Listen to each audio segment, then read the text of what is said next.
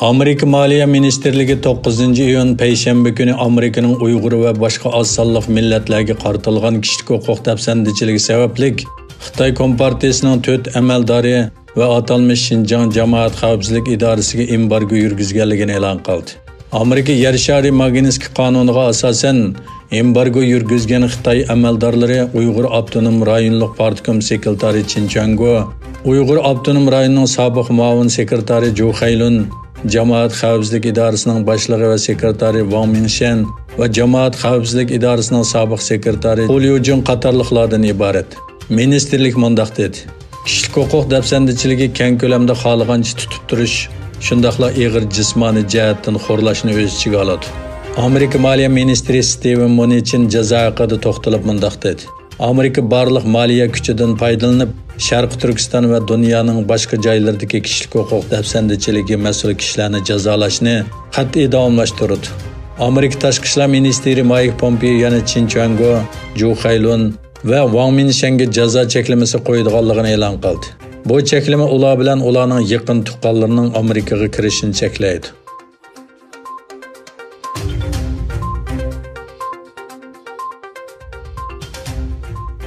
Xitoy Sharq Turkistondagi 5G punkti qurish xizmatini tezlatganligini, Urumchi shahrining 5G to'ri bilan qoplanganligini bildirdi.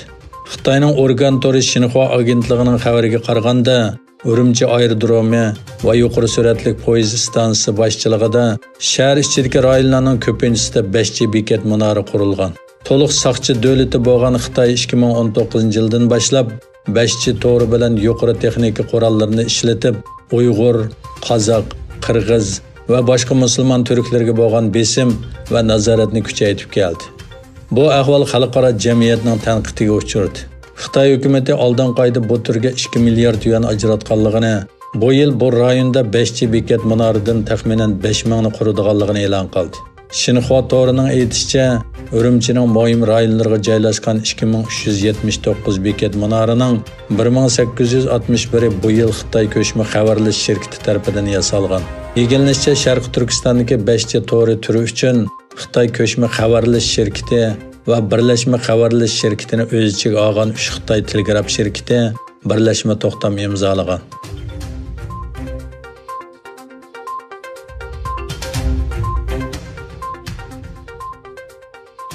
Xitoy Tashqi ishlar ministerligi Amerika Tashqi ishlar ministri Pompeoning yaqinqi tanqidlarini yolg'on xabar deb tasvirladi va Pompeoning xatoligini tuzatish va siyosiy virus tarqatishni to'xtatishga chaqirdi.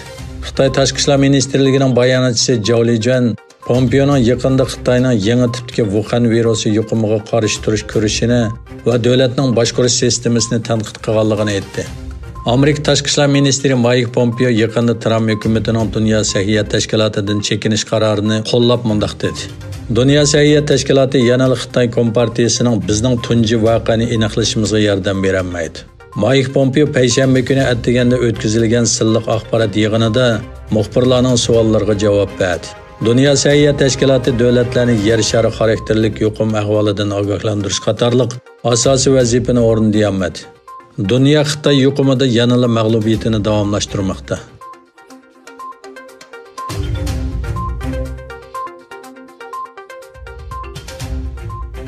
Amerika Tashqi ishlar ministerligi Yaponiyaga 23 milliard 10 million dollar qiymatidagi 105 dona F-35 tipli 5 kurashchi aeroplanning sotilishini tasdiqladi.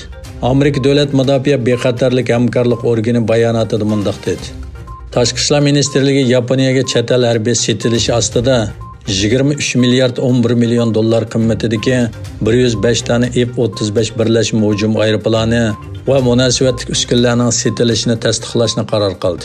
Bayonotda bu aeroplanlarning 63 odatdagi uchish va qo'nish iqtidoriga ega F-35A, qisqa masofalik uchish va tik qo'nish iqtidoriga ega F-35B kurashchi aeroplani, shundaqla 5 zapas F-35 motorini o'z ichiga olganligini ko'rsatdi.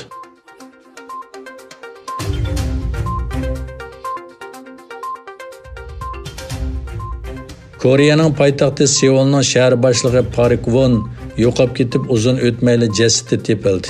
Koreya xabar agentligi Yonghapning eng yangi xabariga qaraganda, Seul saqchilari Park Won yo'qolib ketib uzun o'tmay poytaxt Seulning shimolida jasadini bayqaganligini e'lon qildi. Uning uyini aqtirish jarayonida afsus, ko'pchilikka rahmat deb yozilgan bir parcha xat topilgan.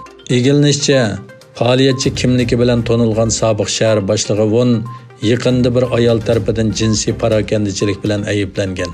Bu ayblashning shahar boshlig'ining o'zini o'ldirib olishiga sabab bo'lgan yoki bo'lmaganligi aniq emaskan.